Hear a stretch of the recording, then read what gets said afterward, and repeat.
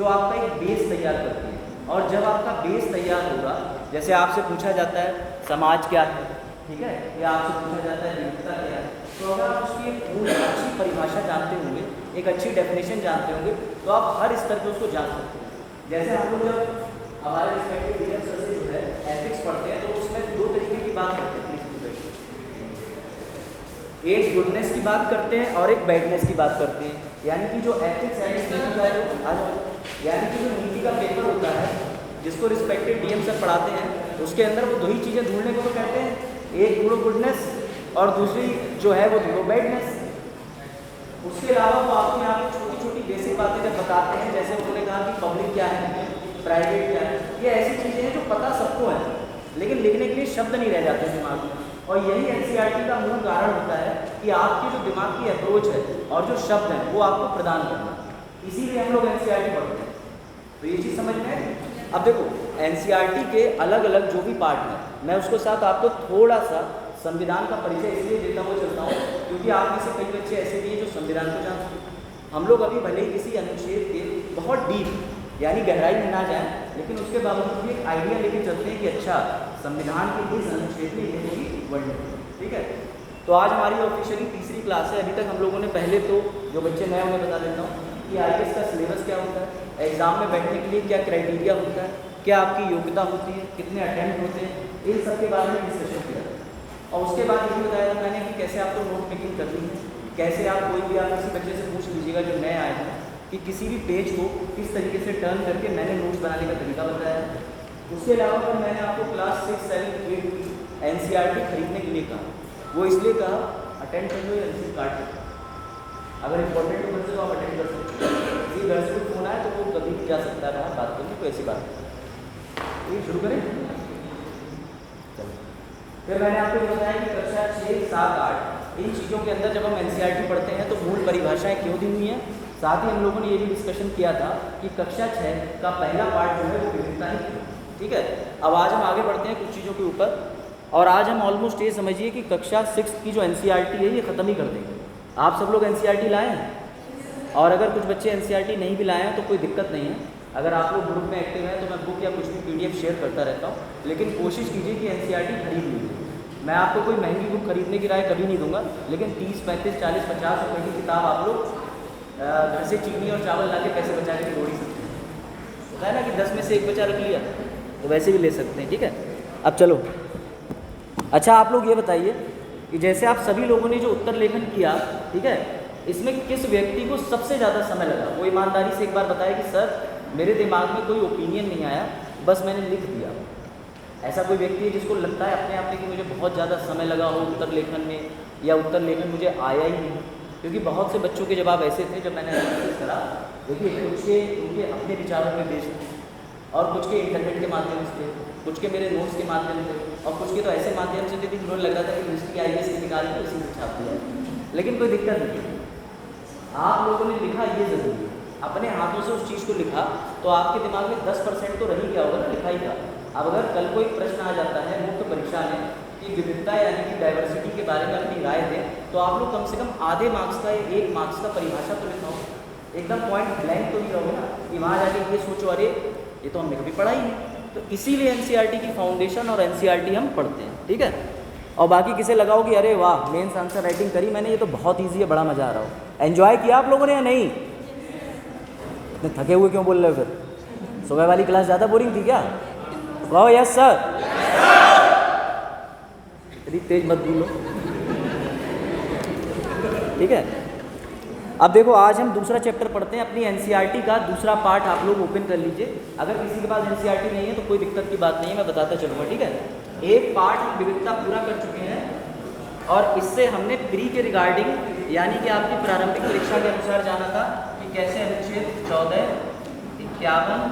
51 capital A ई और 253 आपस में एक दूसरे से जुड़े हुए हैं। आज हम दूसरा पार्ट कवर करेंगे, पार्ट 2, जिसका नाम है विविधता एवं भेदभाव। विविधता एवं भेदभाव। और जिनके पास में A4 पन्ना है या अपना रजिस्टर है उसमें वैसे कर लीजिए 70/30।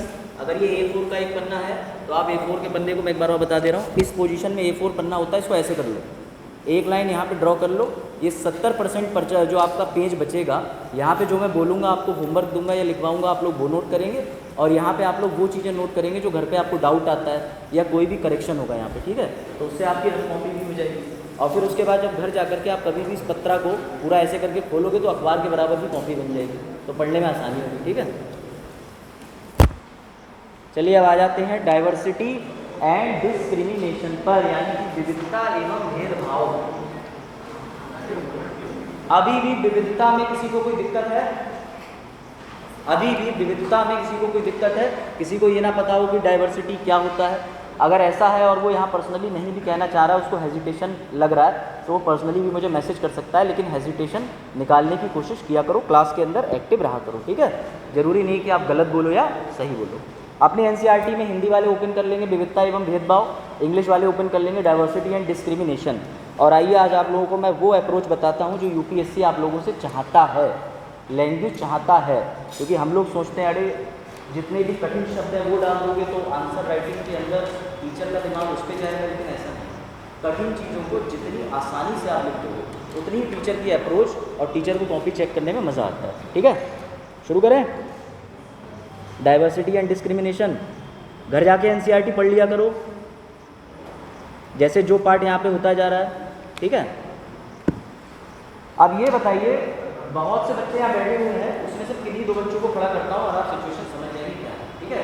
जैसे आप बिहारियों के बारे में अपनी राय दो। यहाँ बच्चों के एडमिशन की बात नहीं, कई लोग एडमिशन के बारे में आज पता चल जाता है। हाँ, बिहारियों के बारे में अपनी राय दो। मैंने एक तरफ चले गए एडमिशन के बारे में, कैसे होते हैं बिहारी, कैसे होते हैं। किसान के बारे में अपनी राय दो। किसान के बारे में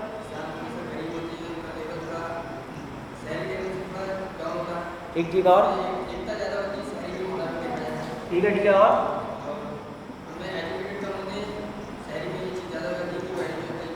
और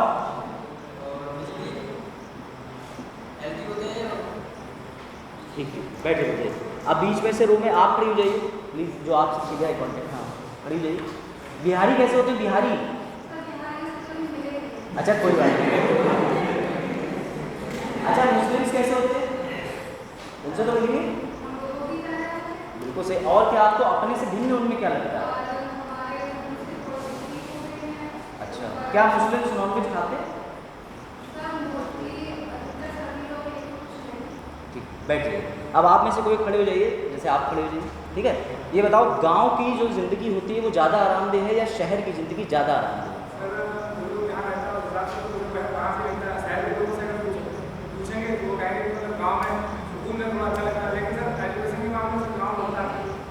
एजुकेशन के मामले में गांव पीछे है, ठीक है। और कुछ?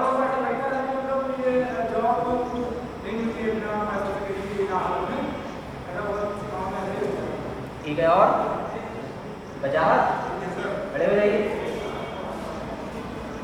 अगर आप किसी मुस्लिम के घर पे जा रहे हैं, अपने मिलने वाले के घर पे, और उसने आपको दावत पे बुलाया है, तो क्या एक्सपेक्टेशन है कि ज़्यादातर आज जो है वो खाने को मिलेगा बढ़िया लेग पीस या फिर खाने को मिलेगी दाल? जैसा भी उनने हुआ होगा, भेदभाव नहीं किया। मतलब हमने खाना बुलाया है, अगर हम खाना खाने गए, अगर हमने चावल खाया, हमें रायता मिल जाए, तो रायता है नहीं। ठीक ठीक, अब बैठ जाओ, बैठ जाओ। अब मैं बताऊँ, देखो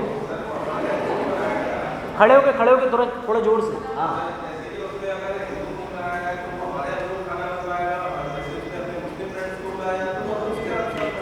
अच्छा अब एक मोस्ट कॉमन सवाल, सरकारी स्कूलों में और प्राइवेट स्कूलों में दोनों जगहों पे से ज़्यादा अच्छी शिक्षा कहाँ प्रदान की जाती है? वाह। अब आप में से कितने बच्चे ऐसे हैं जो सरकारी में नहीं गए तब भी यहाँ बड़े कॉन्फिडेंस से कह रहे हैं कि प्राइवेट स्कूल में अच्छी शिक्षा दी जाती है? कितने ऐसे बच्चे बैठे? सब सरकारी में पढ़े हुए हो? नहीं पढ़े हुए?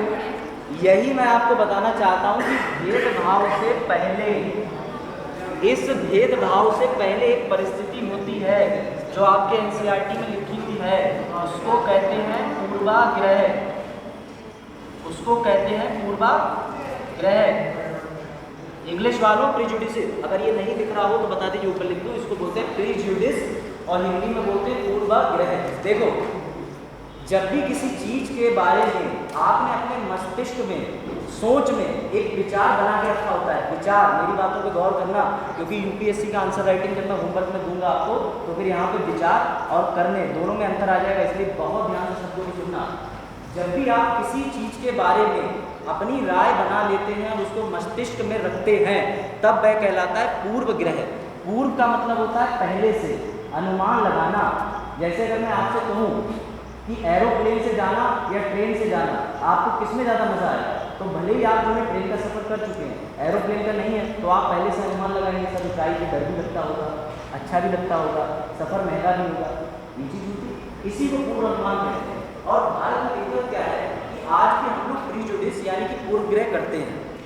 अगर हमसे कहा जाए कि किसी हमारे मिलने वाले दोस्त के घर जाना है और वो अगर किसी अन्य रिलीजन का है, तो हम पहले तो ये देखेंगे कि हम किसके यहाँ जा रहे हैं, किस उद्देश्य से जा रहे हैं। या फिर आप बहुत बेसिक सी बात ले लीजिए, अगर आज आपके सामने दो लोग आ जाते हैं, उसमें से एक व्यक्ति जो है वो इस तरीके के वस्त्र पहना हुआ है कि आपको उसको देख करके लग रहा है अरे ये सादा सा प्लेन एकदम कुर्ता धोती टाइप पहना हुआ है, सर पे उसके पगड़ी लगी हुई है, तो आप उसको देखते ही पहली परिकल्पना या पहला पूर्वग्रह क्या अपने दिमाग में आएगा, अरे ये तो देहाती है, sorry to use the word very गाँव से, लेकिन आप लोग पहले से क्या बोलेंगे, अरे ये तो देहाती लग रहा है।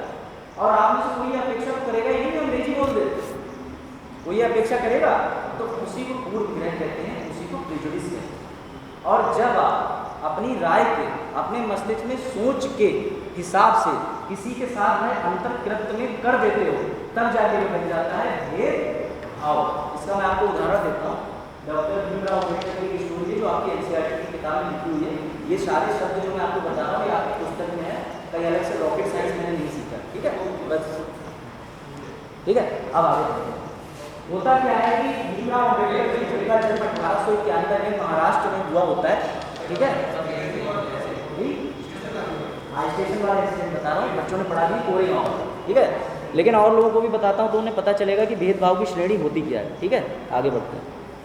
होता क्या है कि भीमराव अम्बेडकर के जो पिताजी होते हैं वो शहर से कुछ दूरी पर काम करते होते हैं, ठीक है।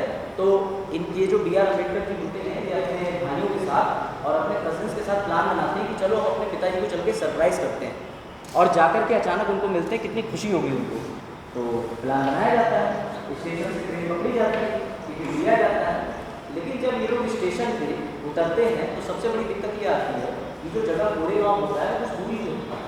अब वहाँ जाने के लिए या तो आप किसी बैलगाड़ी, क्योंकि उस दौर में बैलगाड़ी चलती थी, मर्सिडीज तो थी नहीं, ना ओला कैब थी, ना उबर थी, ठीक है, साइकिल की डेढ़ लोगों के पास ही थी। तो उसमें इन्होंने क्या करा, इन्होंने निर्णय लिया कि ठीक है हम लोग स्टेशन पर खड़े होते हैं, देखते हैं कोई आने जाने का साधन आता है और हम लोग चलते हैं अपने पिताजी के पास में, कोई बात नहीं। पहली बात तो ये इंतजार कर रहे थे कि इनके पिताजी को अगर सूचना लग गई होगी तो हो सकता है कोई अटेंडेंट आ जाए, इनको अटेंड कर ली, क्योंकि उनके पिताजी एक अच्छे पद पे थे सरकारी कार्य से। स्टेशन का मास्टर आता है वहाँ पर दौड़ता हुआ और वो भीमराव अम्बेडकर जी के पास आके देखता है। भीमराव अम्बेडकर जी एकदम वेल ड्रेस्ड, एकदम चमकते हुए बच्चे की तरह होते हैं, जैसे होता है ना सुंदर सुंदर बच्चे होते हैं, हम लोग पहले उनको सुधार प्लग करने की कोशिश करते हैं कि कितना प्यारा बच्चा है, भले ही अंदर से बहुत शैतान है।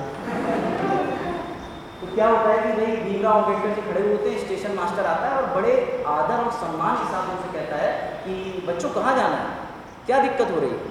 और स्टेशन मास्टर, ऐसा उन्होंने अपनी किताब में लिखा अम्बेडकर जी ने, कि उनको ऐसा लगता था कि इसके मन में अनुमान है कि मैं किसी ऊंची जाति से बिलोंग करता हूँ, क्योंकि वो उस तरीके का ट्रीटमेंट उनके साथ करता था। बेटा तुम्हें कहाँ जाना है, कैसे, क्यों खड़े हो बच्चों यहाँ पे, आओ मेरे पास चलो, स्टेशन पे चल के बैठ जाओ। फिर उसमें से एक स्टेशन मास्टर के दिमाग में सवाल आता है और वो बच्चों से पूछता है, अच्छा तो कौन जाती थी? तो भीमराव अम्बेडकर जो है वो अपने शब्दों में लिखते हैं कि मैंने बिना किसी ग्राम लिए और ब्लंट नहीं बोला कि मैं महर जाति से बिलोंग करता हूँ। महर लोग महाराष्ट्र के वे समुदाय के लोग होते हैं जो लोग अछूत श्रेणी में आते हैं, ठीक है। आज के दौर पर अछूत जैसा कुछ नहीं होता है, लेकिन उस जमाने की मैं बात कर रहा हूँ। और जब ऐसी बातें होती हैं तो कोई अपनी भावना को ज़्यादा देशभक्ति की तरह तल्लीनता के साथ ऊपर ना कर ले कि नहीं हम देश से छुआछूत मिटा देंगे, तो मिट चुका है सरकारी बात है, ठीक है।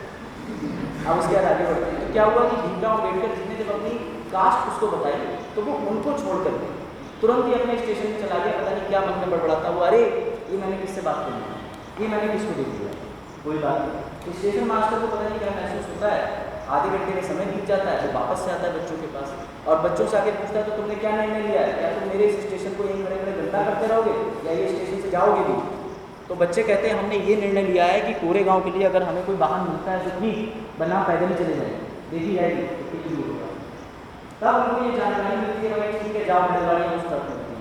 अब जब वो बैलगाड़ी लेने जाते हैं, बैलगाड़ी का सफ़र तय करने जाते हैं, तो वो बैलगाड़ी वाले से पूछते हैं कि हमको कोरे गाँव जाना। तो वो देखते हैं वहाँ बैलगाड़ियों के अंदर अंतर चल रहा है। ब्राह्मण की बैलगाड़ी अलग है, जो ऊंची जात को ले जा रही है उनका एक समय बंधा हुआ है, जो नीची जात को ले जा रही है उनका एक अलग समय बंधा हुआ है। ये देख करके वो एक बैलगाड़ी वाले से कहते हैं भाई तुम्हारा जो भी किराया भाड़ा है हम तुम्हें दुगना या 4 गुना ज़्यादा देने को तैयार है, सिर्फ हम ही बच्चों को लेके चलो यहाँ से। वो लोग रात हो जाती है, शाम हो जाती है और आखिरकार उनको पैदल ही जाना पड़ता है, उनको कोई बैलगाड़ी पर बैठाने को तैयार नहीं। अब आप सोचिए इस लेवल का भेदभाव, अभी तक किसी के दिमाग में कोई विचार था, लेकिन उन्होंने यहाँ कृत्य भी कर दिया, उस विचार को उन्होंने सफल भी कर दिया, पूरा कर दिया।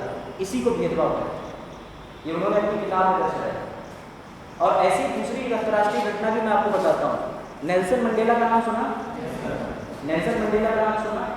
और भीमराव अम्बेडकर को हम लोग महान कहते हैं। याद करना, जिस व्यक्ति को भी महान कहते हैं ना, तो सबसे पहले अपने घर में देखा करो कि पिताजी की जेब में पैसे ना हो तब भी वो आपके लिए पैसे निकाल के देने का जिक्र रखते हैं। जो लोग क्षमा करने में सबसे आगे होते हैं वही लोग महान होते हैं। जब भीमराव अम्बेडकर को संविधान बनाने का मौका मिला तो वो चाहते तो अपनी खुंदस को, अपने बदले को ऐसे लिख देते कि ऊंची जात के लोगों के लिए नौकरियां तो छोड़ो, रिजर्वेशन तो छोड़ो, भारतीय संविधान में कुछ जगह नहीं है। लेकिन उन्होंने फिर भी सिर्फ और सिर्फ पिछड़ी जाति के लिए सिर्फ एक आरक्षण की मांग करी कि इनको कुछ नौकरियों में और कुछ वित्तीय तरीके से और कुछ चीज़ों को, क्योंकि अत्यधिक पिछड़े हुए, आप बस इनका उद्धार करने के लिए इनको इतना कर दो कि अगर इनको 100 सीटों में से आप 25 सीटें फिक्स कर दोगे तो इनके बच्चे पढ़ जाएंगे। ये कुछ आ गया है, यही रिजर्वेशन के पीछे का कर। साउथ अफ्रीका में एक नियम चलाया गया था गोरों के द्वारा, उसको कहते हैं एपर्थीट। ये आपकी किताब में लिखा है, फिर से मैं रॉकेट साइंस नहीं बता रहा। उसका मतलब होता है चमड़ी के आधार पर, रंग के आधार पर भेद। इसको बोलते थे एपर्थीट, APRTHEID, ठीक है। तो इसमें क्या होता था कि जो अंग्रेज थे जब उन्होंने साउथ अफ्रीका को अपनी कॉलोनी बना के रखा था, कॉलोनी का मतलब मैं आपको बता चुका हूँ, जहाँ पर जाकर के कुछ लोग अपने आप को एस्टेब्लिश करते थे।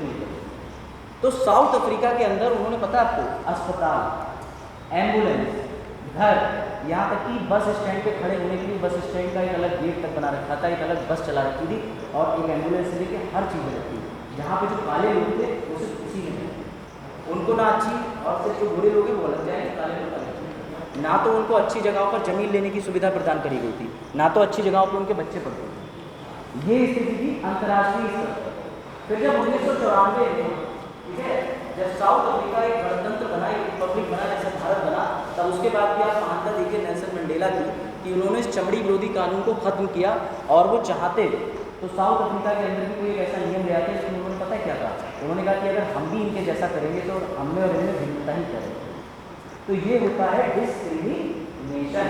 प्रेजुडिस का मतलब होता है जब आप अपने मस्तिष्क में सोच रखते हैं, और डिस्क्रिमिनेशन का मतलब होता है जब आप उसको कोई कार्य में तब्दील कर देते हैं।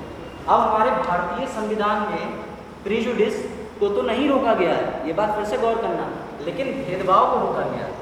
और भेदभाव को रोकने के लिए लाया गया है अनुच्छेद यानी कि आर्टिकल 17, जिसमें आप किसी के साथ छुआछूत जैसा व्यवहार उसके धर्म, जाति, पैदा होने के और बातों पे नहीं कर सकते। देखिए समझ में, प्रेजुडिस आज भी बंद नहीं हुआ है। उसका मैं उदाहरण भी देता हूँ।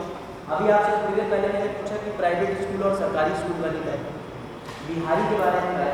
अगर हमारा कोई मुस्लिम मित्र है तो मैं जनरली मेरी ये खुद की प्रेजुडिस नहीं मिली कि वो तो नॉनवेज 100% खाता ही होगा, मैं अपनी थिंकिंग बता रहा हूँ। अगर कोई मेरा दोस्त है जो पूर्वांचल से आया तो मेरी थिंकिंग की ये मीठा भी खाता होगा और पानी भी पीता होगा साथ में, पूर्वांचल में ऐसे सकता होगा। और ये भी मेरी थिंकिंग की अगर कोई झारखंड से आया हुआ होगा तो उसको हो सकता है अलग तरीके का वातावरण।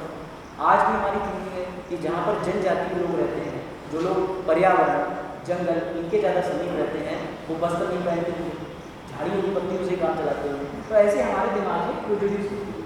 लेकिन भारतीय संविधान में, और आप एक चीज़ ये देखें कि एक छोटा सा पार्ट कक्षा 2 का आपको इतने बड़े लेवल की थिंकिंग बता जाता है। और यूपीएससी मेंस में जब भी क्वेश्चन आता है तो वो हमेशा एक ही बात पूछता है कि what do you mean by discrimination, भेदभाव से आप क्या समझते हैं, और भारतीय संविधान के परिप्रेक्ष्य में भेदभाव को किस प्रकार बताया जाता है या क्या प्रावधान है, अपने शब्दों में स्पष्ट। अब मुझे लगता है कि आप भेदभाव को तो कहीं नहीं, और उसको स्पष्ट करने की बात रही तो हम आगे जब अनुच्छेद में मौलिक अधिकार और ये सब पढ़ेंगे तो अनुच्छेदों के बारे में और डेप्थ में भी बात करेंगे। यहाँ तक कोई डाउट? 3 चीज़ें क्लियर हुई? तो अब कौन बताएगा कि डिफरेंस यानी कि अंतर और पूर्वग्रह और भेदभाव इन तीनों के अंदर क्या डिफरेंस होता है यानी क्या अंतर होता है? बजात अंतर क्या होता है? अंतर अंतर जैसे कि दिखावा अलग चीज़ है। दिखावा जो शो ऑफ होता है अंतर नहीं होता। दिखावा ऐसे कि मैं यहाँ पे कह दूँ कि मैं इस दुनिया में बेस्ट पिक्चर हूँ हिंदी का। साउथ अफ्रीका के लोग काले होते हैं, ठीक है, इंडिया के गोरे भी हैं, काले भी हैं, किसी की लंबाई कम है, किसी की लंबाई ज़्यादा है, ठीक है, और कोई ज्ञानी है, कोई अज्ञानी है, और कोई गरीब है, कोई अमीर है, ठीक है, और कोई देहात में रहता है, कोई शहर में रहता है, और कुछ आदि और कुछ आदि। बैठ जाओ। वर्सेस मतलब होता है इन दोनों के बीच का अंतर। ठीक है, देखो अंतर का मतलब होता है जब हम किन्हीं दो चीज़ों में अंतर करते हैं। जब आप दुकान पर जाते हो या कहीं भी कोई चीज़ लेने जाते हो, आपके साथ मोटरसाइकिल की चॉइस है, घड़ी की चॉइस है, आपके पास हर चीज़ की चॉइस है। इनफैक्ट आजकल तो दोस्तों की चॉइस है, फेसबुक पे किसको ऐड करना है, किसको नहीं ऐड करना है उसकी चॉइस है, स्टेटस किसका लगाना है उसकी चॉइस है। तो अंतर एक पॉजिटिव चीज़ है। अंतर एक पॉजिटिव चीज़ है। अंतर का मतलब ये है हम दो ऑप्शन है हमारे पास, यानी हमारे पास दो विकल्प हैं और उन दो विकल्प में से जब हम कोई एक चीज़ को चुन लेते हैं तो वह कहलाता है अंतर। क्या कहलाता है? अंतर। अंतर को इंग्लिश वाले वेरिएशन लिख सकते हैं। वेरिएशन किसी व्यक्ति के पहनावे में, खान पान में, निवास स्थान में, ये पॉजिटिव है, सभी को करना चाहिए और कोई दिक्कत नहीं है। ठीक है, पूर्वग्रह आप लोग समझ गए। आपके मस्तिष्क में लेकर के किसी के प्रति जो पहली सोच बन जाती है, अभी आपने उस सोच के अकॉर्डिंग कार्य किया नहीं है, तब तक वह पूर्वग्रह कहलाता है। और ये पूर्वग्रह आज भी भारत में है। मुझे तो नहीं लगता ये कभी हट जाए। एग्जाम देने से पहले घर से निकलो तो जरा चीनी और दही खा लो, पूजा कर लो। हमारा बेटा तो बिल्कुल नास्तिक हो गया है, बाल नहीं कटवाता है, जानवर उस तरह कपड़े पड़ा है, जबकि वो 2 साल बाद IAS बन के निकल जाएगा, अलग की बात है। तब माँ कहीं अंदर पूजा करता था, दिखता नहीं। तो ये पूर्वग्रह एक अनुमान होता है। इस पूर्वग्रह के लिए सरकार ने क्या किया है, अगर आप लोगों के लिए कभी निबंध लेखन भी आता है तो निबंध लेखन ऐसी चीज़ों पे आता है। पूर्वग्रह को हटाने के लिए सरकार कितना भी कानून ले आए, लेकिन आपके दिमाग की सोच को रखने के लिए आप लोग स्वतंत्र। ये तो आपको पता होगा कि अभिव्यक्ति की आज़ादी है और हमारे दिमाग की जो भी रचनात्मक चीज़ है, जब तक हम दिमाग में रख रहे हैं। अब यहाँ पे बहुत से बच्चे हैं, इनको पढ़ने में बहुत मज़ा आता है और टीचरों से भी मुझसे कुछ बच्चे ऐसे हैं जिनको बिल्कुल मज़ा नहीं आता, लेकिन उनको ये बात अपने दिमाग में रखनी पड़ेगी। जब फीडबैक का फॉर्म आएगा तब फीडबैक देना पड़ेगा, तब वो डिस्क्रिमिनेशन करेंगे, लेकिन वो पॉजिटिव डिस्क्रिमिनेशन होगा, करना पड़ेगा। और कुछ लोग ऐसे हैं जो यहाँ से भी ये प्लान बना रहे होंगे कि थोड़ी देर पहले बारिश जैसा मौसम था, अब तो धूप निकल आई है, अच्छा खासा सोच रहे थे नानकमत्ता जाएंगे, यहाँ जाएंगे, वहाँ जाएंगे, सारा टूर कैंसिल हो गया। तो ये सब पूर्वग्रह और आपके अनुमान होते हैं। ठीक है, अब आगे बढ़ते हैं। यहाँ तक किसी को कोई दिक्कत, कोई समस्या? भेदभाव करना उचित है? इतने हल्के क्यों बोल रहे हो? अच्छा, पूर्वग्रह पर रोक है भारत में? नहीं है। प्रेजुडिस करते हैं हम लोग? नहीं करते हैं? करते हैं, बिल्कुल करते हैं। बिना टोक के कहो करते हैं, बिल्कुल करते हैं। डिफरेंस? हाँ बताइए।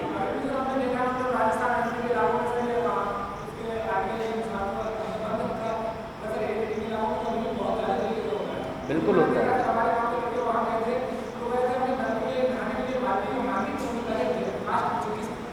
बिल्कुल बिल्कुल बिल्कुल। हाँ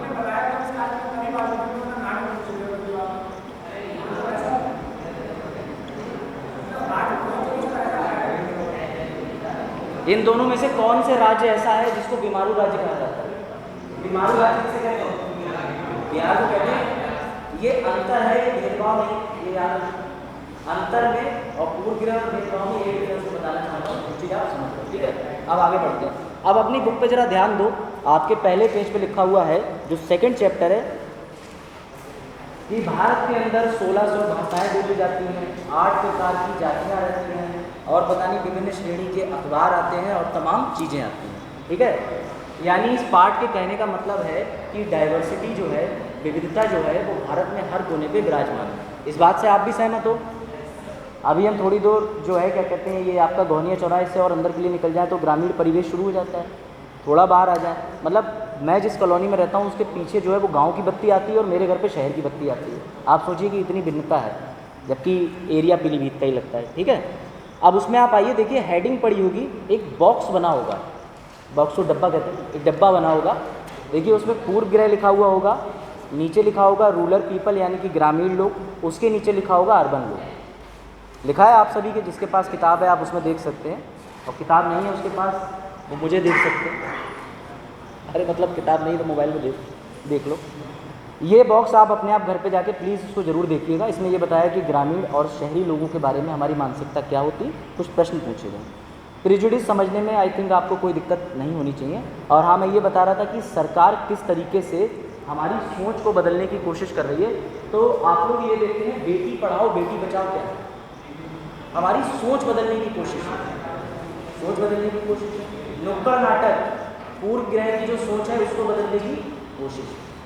अगर आप कहीं गांव में जाओगे तो आप देखते हो कुछ लोग कैंपेन कर रहे हैं, कुछ लोग क्या कर रहे हैं। अब सरकार चाहे तो आज ही कानून बना दे कि भारत के अंदर अगर कोई अपनी सोच भी रखेगा किसी के बारे में तो उसको फांसी दे दी जाएगी। लेकिन तुम दिमाग से निकालोगे कैसे? तुम सच और झूठ वाला ड्रग तो बना के तुमने बैठा दिया नार्कोटिक्स में ऐसे करके कि जो भी कह रही है वो सच बोल रहा है तो बत्ती जल जाएगी। तुम उसके शब्द कहाँ से लाओगे? हो सकता है वो तो तैयार है कि कोई व्यक्ति एससी है या कोई जनरल है उसकी आरती उतारने को, और तुम कह रहे हो नहीं ये जनरल है तो ये एससी से भेदभाव करता होगा, ये एससी है तो जनरल से करता होगा।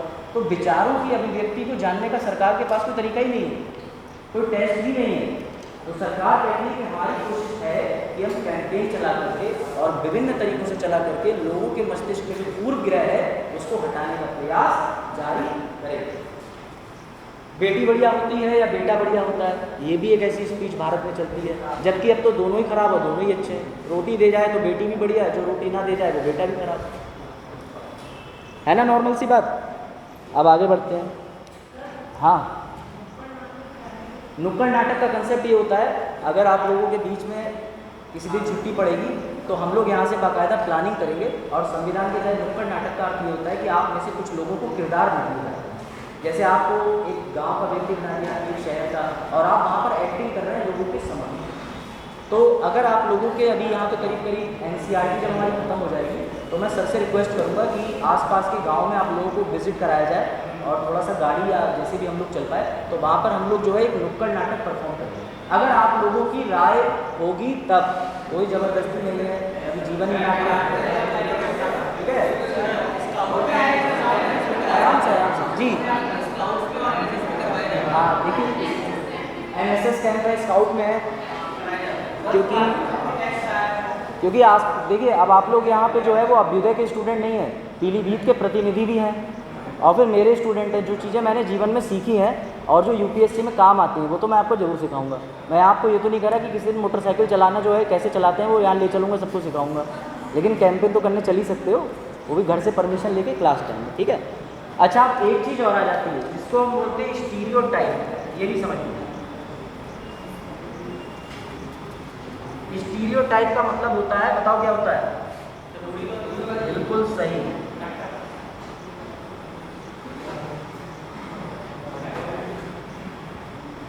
आप लोगों ने मुंशी प्रेमचंद को पढ़ा है? पढ़ा है? मुंशी प्रेमचंद की एक जो काव्य है जिसको बोलते हैं गोदान, ठीक है, ये जो रचना है ये आपके ग्रुप डी के एग्जामों में बहुत पूछा जाता है। मुंशी प्रेमचंद ने कौन सा काव्य लिखा? गोदान। जबकि उन्होंने ऐसे ऐसे अच्छे काव्य लिखे हैं। देखो, पहले के जो लेखक होते थे, आजकल तो आप देखते हो कि इंटरनेट में वीडियोस आ जाती हैं, तमाम चीज़ें आ जाती हैं जिसमें भेदभाव को लेकर के शॉर्ट मूवीज़ बना करके लोग अपना मैसेज देने की कोशिश करते हैं कि हमें लोगों में ऐसा नहीं करना चाहिए, भेदभाव नहीं करना चाहिए। लेकिन पहले ये काम हमारे समाज के अंदर लेखक भी किया करते थे। मुंशी प्रेमचंद की रचनाएं इतनी सुंदर हुआ करती थी और इतनी रूढ़िवादी विचाराओं को तोड़ने वाली हुआ करती थी कि अगर उनकी आप रचनाओं को पढ़ लो तो आप खो जाओगे उनकी रचनाओं में। उस समय मुंशी प्रेमचंद की जो भाषा शैली थी और जो लेखन शैली थी वो ज़्यादातर फोकस करती थी रूढ़िवादी सोच को तोड़ने। जैसे उन्होंने कई सारी लिखी है, मेरे फटे जूते, कि जब वो कैमरे के सामने जाते हैं और उनके जूते फटे हुए होते हैं तो वो किस तरीके से अपने जूतों को छिपा रहे होते हैं और कैमरा मैन उनके जूतों पे ही फोकस मार के कहता है और दिखाओ और दिखाओ। तो वो बताते हैं कि कैसे मेरे फटे जूतों की वजह से मुझे शर्म आ रही है और कैसे मेरे कपड़ों की वजह से मुझे समाज में जो है वो क्या भेदभाव किया है, ठीक है। अब स्टीरियोटाइप का मैं प्रेजेंट आपको परिवेश में एग्जाम्पल दे देता हूँ, ठीक है। स्टीरियोटाइप का मतलब ये है, आज भी आप ग्रामीण क्षेत्र या कई ऐसे इलाकों में चले जाएँ तो वहाँ पर जनरली सास जो है वो अपनी बहुओं से अपेक्षा करती है कि तुम पर्दे में। और राजस्थान जैसे इलाकों में तो अगर आप देखेंगे तो कभी भी आप राजस्थान में सफ़र करने जाइएगा तो वहाँ पर रोड पे औरतें जो होंगी वो खुद होंगी 5 फीट की और 6 फीट का घूंघट होगा यहाँ पर।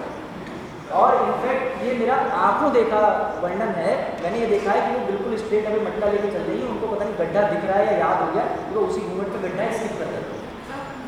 मतलब गड्ढे में दिखती नहीं है, इतना बड़ा घूंघट होने के बावजूद। मुँह तो ना दिखे छोड़ दो, उनका पेट भी नहीं दिख रहा, कुछ दिख ही नहीं रहा, पता ही नहीं चल रहा कि चल के क्या आ रहा है। क्या घटना हुई? अच्छा घटना हुई ऐसी, चलिए आप जान जा चुकी। तो ऐसी घटनाएं, ये स्टीरियोटाइप सोच है। अगर उनका कोई चेहरा देख लेगा, आधार कार्ड भी देख लेगा, कहीं भी देख लेगा। अब ऐसी समस्या पता है क्या आती थी, मैं आपको एक प्रैक्टिकल इंसिडेंट बताता हूँ। एक बार मैंने इसकी मूवी बनी है, आप लोग मूवीज देखते हो देखिएगा। एक बार एक व्यक्ति की जो वाइफ है वो भाग जाती है मंदिर, ठीक है।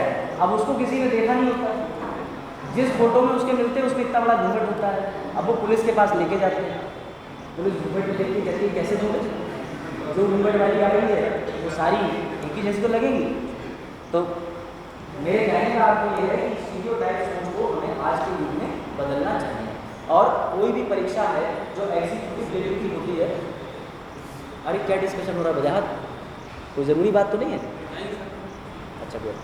तो कोई भी ऐसी सोच होती है, अगर स्टीरियोटाइप उसको हमको यानी रूढ़िवादी विचारधारा होती है बदलनी चाहिए। और रूढ़िवादी विचारधारा आज भी हमारे समाज में होती हैं। आप समझते हैं कि भारत के अंदर इतनी रूढ़िवादी सोच थी कि यदि कोई भी भारतीय भारत से बाहर काम करने जाएगा तो उसका धर्म भ्रष्ट हो जाएगा।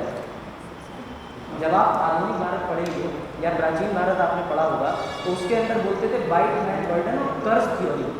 कर्ज थ्योरी का मतलब ये होता था कि कोई भी हिंदू और खासकर ब्राह्मण, उनके लिए ये बात बनी हुई थी कि तुम समुद्र पार करके दूसरे देश नहीं जाओ वरना तुम्हारा धर्म भ्रष्ट हो जाएगा। कैसी मंदबुद्धि वाली बात है। अब मान के चलो कि तबाह हो रहा है हिंदुस्तान का, अच्छा वाचा गिरा जाए और दूसरे देश जाना पड़ जाए तो धर्म बचाओ जान बचाओ। एक बहुत कॉमन सवाल है जो आपसे आप लोगों के दोस्त भी पूछते होंगे कि पृथ्वी पर कुछ नहीं बचा, अब तुम्हारे सामने चिकन खाने की चॉइस है और तुम चुटिया वाले पंडित जी बढ़िया वाले एकदम आरती वारती सुबह करते हो, तुम मर रहे हो, बताओ अंडा खाओगे, नॉनवेज खाओगे कि नहीं खाओगे? तो अभी तो सब लोग बड़े कुछ लोग हैं जो समझदार हैं, कर देते हैं जब ऐसा होगा कुछ कहते नहीं बिल्कुल नहीं खाएंगे, हम मरना पसंद करेंगे। जब हालात आते हैं तब असल चीज़ की पहचान होती है। यदि हम और आप कुछ भी कहते तो उससे फर्क नहीं पड़ता। परंतु रूढ़िवादी विचारधारा जो है इसके चलते भारत में अनेकों आंदोलन हुए। आप जानते हैं कि अमेरिका में औरतों को वोट डालने का अधिकार नहीं, काफ़ी लेट अमेरिका में, यूनाइटेड किंगडम में उनको वोट डालने का अधिकार मिला। मतलब भेदभाव की स्थिति आप देखिए, रूढ़िवादी सोच की आप एक परिकल्पना कीजिए। उनका मानना था कि महिलाएं जो होती हैं कम शिक्षित, उनको वोट डालने का अधिकार मत दो, इन्हें कोई बहला फुसला के कहीं भी वोट डलवा दो। और यही चीज़ भारत के अंदर हुई।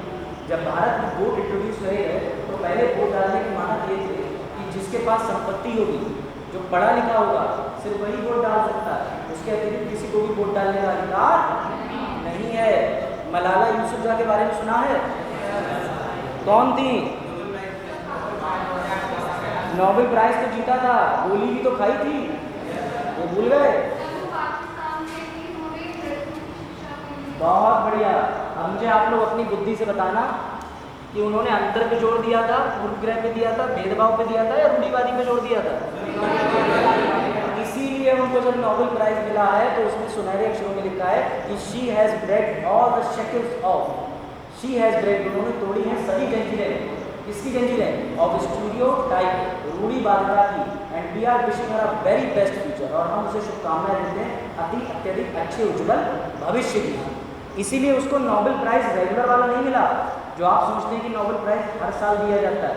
उसको एक्स्ट्रा नोबेल प्राइज दिया गया जो कुछ उन लोगों को दिया जाता है जो नोबेल प्राइज के बराबर का कार्य तो करते हैं परंतु उनको अत्यधिक श्रेणी में रखा जाता है। ऐसे ग्रेटा थनबर्ग भी हैं। ग्रेटा थनबर्ग जो है उन्होंने पर्यावरण के क्षेत्र में काम किया है।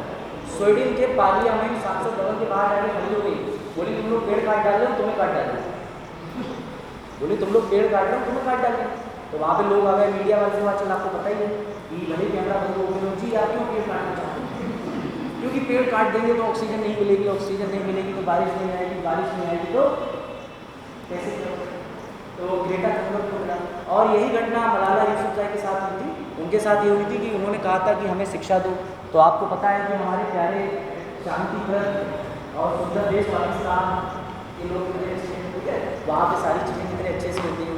तो वहाँ के लोगों ने कहा नहीं, तुम शिक्षा लेने नहीं जाओगे, इस्लाम इसकी इजाज़त नहीं देता। ऐसा उन्होंने कहा। मैं ये नहीं कह रहा यहाँ का इस्लाम इजाज़त देता नहीं देता है। मेरी समझ से तो कोई भी धर्म या कोई भी भगवान नहीं चाहेंगे कि हमारा बच्चा अनपढ़ हो जाए। जब तुम पढ़ोगे लिखोगे तभी तो धर्म की किताब पढ़ के आगे फैलाओगे, या बिना पढ़े ही पढ़ लोगे? तो ज्ञान के ऊपर से पैदा होगा। तो उन्होंने कहा नहीं, मैं तो जाऊँगी पढ़ने, तुम्हारे बस की तो रोक लो। तो बोले ठीक है भाई, समझाया, नहीं माने। उनके अब्बा जान से कहा, अम्मी जान से कहा, नहीं माने, उल्टा उनकी जान को बनाई, गोली चला दी गई। तो जब गोली चला दी गई तो उनको हॉस्पिटल ले जाया गया और वो बच गई। लेकिन उन्होंने उसके बावजूद भी शिक्षा के क्षेत्र में रुकी नहीं और प्रयास करा, और अपने साथ साथ पता नहीं कितनी और बच्चियों को पूरी चैन बना के ट्रेन बना के ले गई स्कूल, उनको भी पढ़ाया, इन्हें को नहीं। तो इस तरीके के लोग जो है वो रूढ़िवादी सोच को तोड़ने में कामयाब हुए हैं। और कभी भी आपके पास मेंस में रूढ़िवादिता पर अगर कोई भी प्रश्न पूछा जाए तो डॉक्टर भीमराव अम्बेडकर के बारे में लिखना ना भूलें, नेल्सन मंडेला के बारे में लिखना ना भूलें। और आज के समय पे अगर कोई भी ऐसा व्यक्ति है जो रूढ़िवादिता को तोड़ रहा है तो उसके बारे में भी चित्रण यानी कि लिखना करना बिल्कुल ना भूलें। और आप लोगों के साथ भी कोई ना कोई ऐसी घटना होती होगी जिसमें आप रूढ़िवादिता को फेस करते हैं। मेरे साथ अक्सर होती है। जब मेरी पहली नहीं, लड़कों के साथ ही मैं आपको बड़ा फनी इंसिडेंट बताता हूँ रूढ़िवादिता का, और आपके साथ आज भी उसकी शादी हो जाए, थोड़ी देर बाद हो जाए जिस दिन। हाँ, ये इस पर हम बात करेंगे अगला समय। मैं अपने घर से डेमो लेक्चर देने आ रहा था, अच्छी खासी तंदुरुस्त बिल्ली काले रंग की मेरा रास्ता काटी, अच्छी खासी बिल्ली, मतलब आई वॉज वेरी कंफ्यूज, कुत्ता बिल्ली है, और वो लिटरली मुझे देख के म्याऊं बोल के रख ली, मतलब उसने देखा म्याऊं भाग गई। अब आज मेरे दिमाग में लैंग्वेज देखें, मैं बड़ा कुछ मैंने ऐसे करा, वो कहते गई और मतलब I was very much positive. मैंने कहा कि देखो अब जो होना है वहाँ जाके पता चलेगा। अब उसके चक्कर में मैं इस बिल्ली के तो पीछे जाऊँगा नहीं स्कूटी लेके, कि तू वापस रास्ता काट या मैं तेरा रास्ता काटूंगा। हाँ भाई, वो जानवर है, उसे दूसरी तरफ किराने का सामान लेने नहीं जाना है, वो घूम रही है, उसका काम है, उसको अपना सुबह की मॉर्निंग में नेचर कॉल यानी कि वॉशरूम जाना है, कहीं जाना है। अब वो ये थोड़ी ना देखिए कि लोग आ रहे हैं रास्ता काटूँ ना काटूँ। इन लोगों ने मेरे बारे में क्या धारणा बना रखी है, तो अपना काम कर रही थी। तो अब मुझे लगता है कि सबका ऑल द बेस्ट मतलब ऐसा कुछ है फन के लिए था, ठीक है। अब आगे बढ़ते हैं, चलो भाई नेक्स्ट पेज पे आओ। और अब एक पॉइंट बहुत कॉमन है, इसको भी अपने दिमाग से निकाल दो कि मर्द को दर्द क्यों नहीं होता। अगर आपके ऐसे पापा भाई भैया बोले एक सुई लेना और ऐसे चुबो देना, वो कहेंगे हुआ दर्द हुआ, बराबर दर्द होता है, ठीक है। लेकिन मर्दों से या लड़कों से अपेक्षा करी जाती है कि तुम कम रो। और शादी के दिन दूल्हा बिल्कुल नहीं रोता है, लड़की बहुत रोती है, फिर जिंदगी भर दूल्हा रोता है, ठीक है। चलो आगे बढ़ते हैं। एक रूढ़िवादी सोच और है, आप में से कई लोगों ने देखा होगा कि जैसे अगर आपके बीच में कोई भी दिव्यांग आ जाता है तो दो प्रकार के लोग होते हैं। सबसे पहले तो आपके मस्तिष्क में सहानुभूति का भाव आएगा। अगर अभी कोई यहाँ पर दिव्यांग आता है और आपको लगे कि वो व्हील चेयर पे है, नहीं चढ़ पा रहा है, तो आप में से सभी ऐसे ही कि उसकी मदद करेंगे, उसको यहाँ पर ले जाएंगे, अच्छे से बात करेंगे, ठीक है। लेकिन कई जगह पे लोग ऐसे भी होते हैं जो उनकी विकलांगता से उनका आकलन कर देते हैं, अरे ये तो ये काम कर ही नहीं सकता। स्टीफन हॉकिंस के बारे में सुना है? ना सिर हिलता था ना हाथ हिलते थे, बस खाली आंखें चलती थी, ऐसे बैठे थे, ठीक है। उसके बावजूद भी उन्होंने दुनिया को वो दृश्य दिखा दिए जो सामान्य आंखों से आप नहीं देख सकते। Big bang theory, black hole, भविष्य में क्या होगा, पीछे क्या होगा, ऐसी थ्योरी है जो वो अपनी किताबों में छोड़ के गए। तो उन्होंने रूढ़िवादिता को तोड़ा है, क्योंकि जब आपसे इंटरव्यू में कभी भी यूपीएससी के सवाल पूछे जाएंगे तो आपसे वो सीधे पूछेंगे कि आप मानते हैं आज के भारत में रूढ़िवादिता वर्तमान परिप्रेक्ष्य में है या रूढ़िवादिता मौजूद है? तब आप क्या कहोगे बड़े कॉन्फिडेंस से, नहीं सर रूढ़िवादिता नहीं है। तब वो हंसेंगे, वो कहेंगे ये किताबी ज्ञान लेके आ गया, इसको प्रयोगात्मक यानी कि प्रैक्टिकल ज्ञान नहीं। आपको वहाँ कहना पड़ेगा कि सर रूढ़िवादिता है, क्योंकि रूढ़िवादिता को सिद्ध दो चीज़ें करती हैं, एक पूर्वग्रह, एक भेदभाव। एक तो दिमाग के अंदर है जो सर हमेशा रहेगा, और एक भेदभाव है जो कुछ लोग कर देते हैं। और भेदभाव को रोकने के लिए संविधान ने अनुच्छेद 17 डाला है सर, लेकिन फिर भी भेदभाव के स्पष्ट कारण हो जाते हैं। इसका परिणाम है SC ST अधिनियम, अगर भारत में सब लोग भेदभाव इतना ही ना करने वाले होते तो SC/ST एक्ट की जरूरत नहीं पड़ती भारत में। क्लियर हुई यहाँ पे? ये बेसिक चीज़ें हैं, इससे आप निबंध लेखन और अगर कभी भी पॉलिटी के पेपर में ये क्वेश्चन आता है, इतिहास में क्वेश्चन आता है, तो थोड़ा सा आपको परिभाषा की समझ होगी। हाँ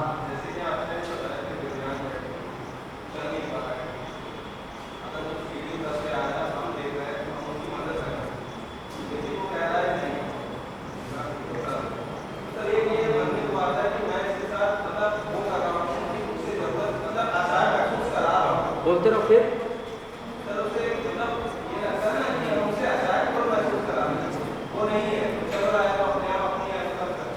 ये उनकी सर सेल्फ रिस्पेक्ट होती है, जो आप कहना चाह रहे हो ना, पॉइंट अच्छा कह रहे हो। इनके बात कहने का मतलब ये है कि हम कई बार विकलांगों को मदद ऑफर करते हैं, दिव्यांगों को, सॉरी विकलांगों। इनका मानना ये है कि उपकार करो, लेकिन दो कंडीशन में उपकार ना करो। एक तो तब देखो कि वो चीज़ वो स्वयं कर रहा है, क्योंकि वो जीवन भर स्वयं करेगा, आप हर जगह तो नहीं रह सकते उसके साथ। और दूसरी बात ये है कि कई दिव्यांग बहुत ही खुददार होते हैं, वो कहते हैं नहीं मैं मैनेज कर लूँगा, लेकिन फिर भी ये मानव है। और ये अच्छा इसको बनाया कि आप सब थोड़ा सा अगर वो एक्सेप्ट कर लेता है तो ठीक है, नहीं तो आप देख रहे। और अगर आप देख रहे कंडीशन ज़्यादा खराब है, नहीं भी कर सकता है यार। हाँ हाँ बताते रहिए। अच्छा